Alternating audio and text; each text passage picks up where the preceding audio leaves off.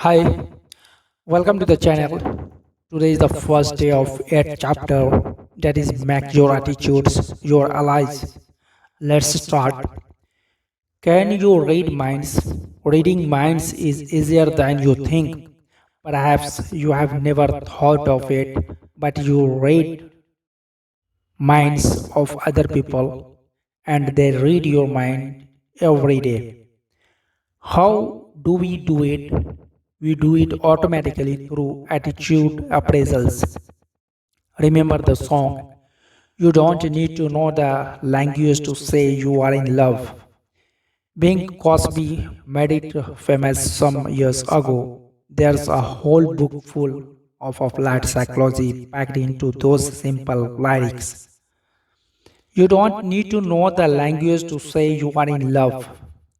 Anyone who has ever been in love knows that. And you don't need to know any language to say, I like you, or I despise you, or I think you are important, or unimportant, or I envy you. You don't need to know words or to use words to say, I like my job, or I am bored, or I am hungry. People speak without a sound.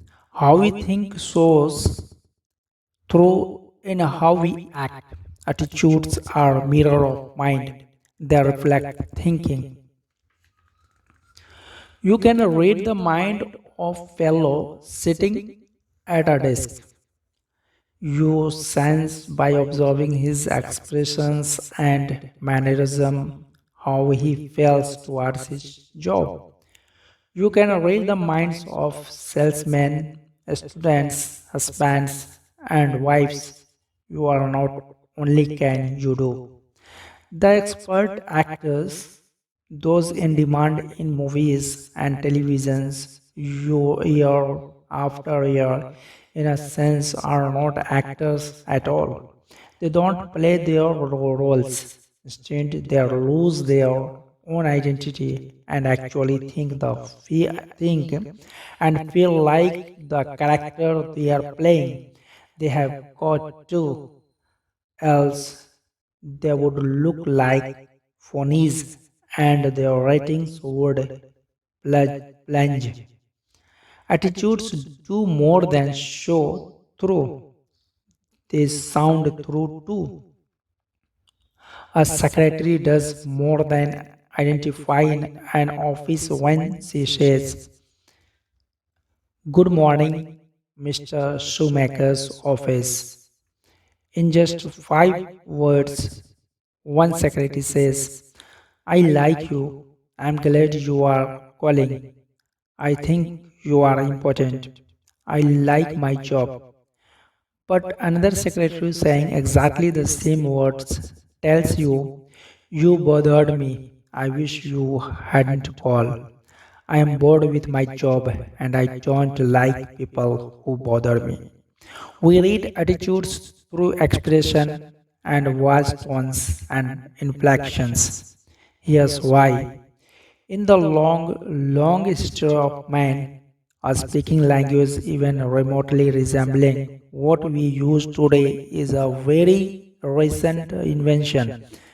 So recent, you might say, in terms of the great clock of time, that we developed a language only this morning.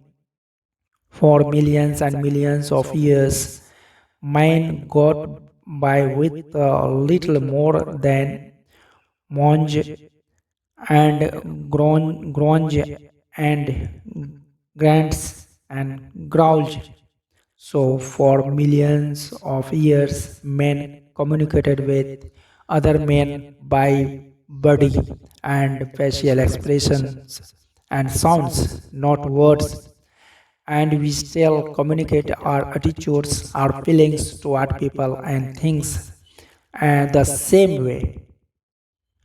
Aside from direct body contact, body movements, facial expressions, and sound are the only way we have to communicate with infants. and those young ones show an uncanny ability to spot the phony. Professor Ernest Shell, one of America's most respected authorities on real leadership, says obviously there is something more than facilities and competence that makes more accomplishment.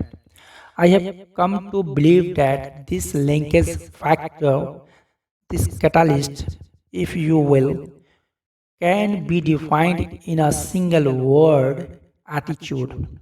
When our attitude is right, our abilities reach maximum of effectiveness and good results inevitably follow. Attitudes do make the difference. Salesmen with the right attitude beat their quotas.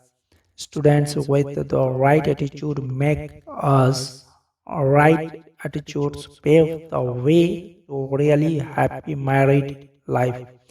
Right attitudes make you effective in dealing with people, enable you to develop as a leader.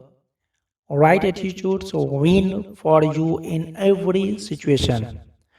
Grow these three attitudes, make them your allies in everything you do. Number one, grow the attitude of I am activated. Number two, grow the attitude of you are important.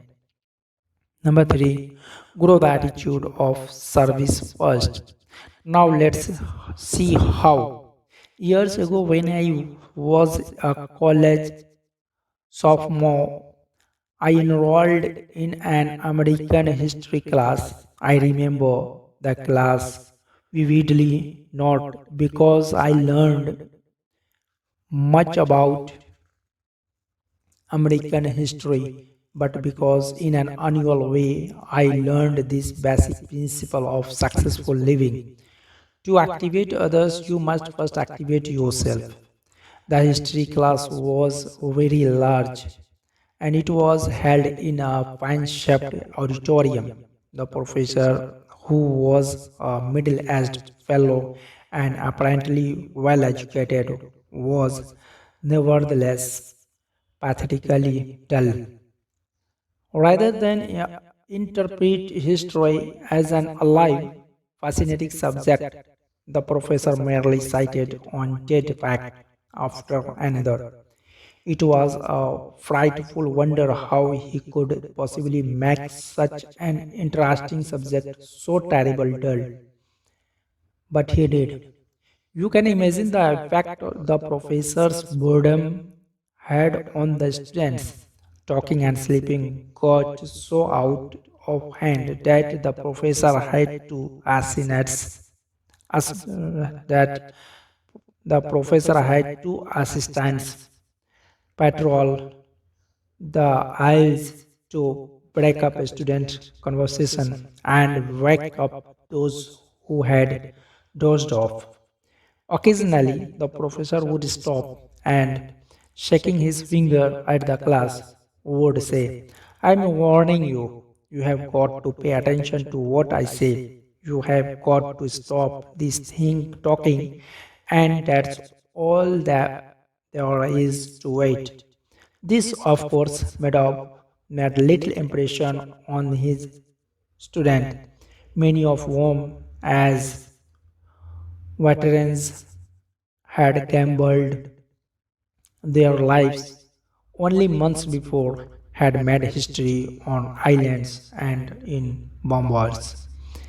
As I sat there watching this potentially great, wonderful experience turn into a disgusting farce, found myself wrestling with the question, why are the students ignoring what the professor has to say? The answer came. The students had no interest in what the professor was saying because the professor himself had no interest. He was bored with history and it showed through. To activate others, To get them to be enthusiastic, you must first be enthusiastic yourself. Over the years, I have tested this principle in hundreds of different situations. It always holds true. A man who lacks enthusiasm never develops it in another, but a person who is enthusiastic soon has enthusiastic followers. The enthusiastic salesman need never worry about enthusiastic buyers. The enthusiastic teacher need never worry about disinterested students. The activated minister need never be destroyed by a sleepy congregation. Enthusiasm can make things 1100% better. 2 years ago, employees in a business I am acquainted with donated $94.35 to the Red Cross. This year, the same employees with just about the same payroll donated almost $1,100, an increase of 1100%. The drive captain, who collected only $94.35, was totally lacking in enthusiasm. He made remarks like, I suppose it's a worthwhile organization. I have never had any direct contact with it.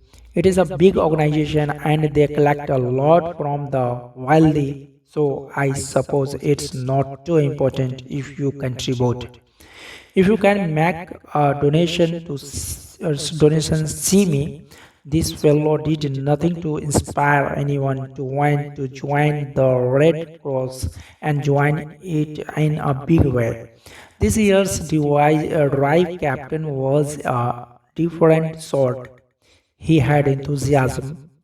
He gave examples of case histories that showed how the Red Cross pitches in when disaster strikes. He showed how the Red Cross depends on donations from everyone.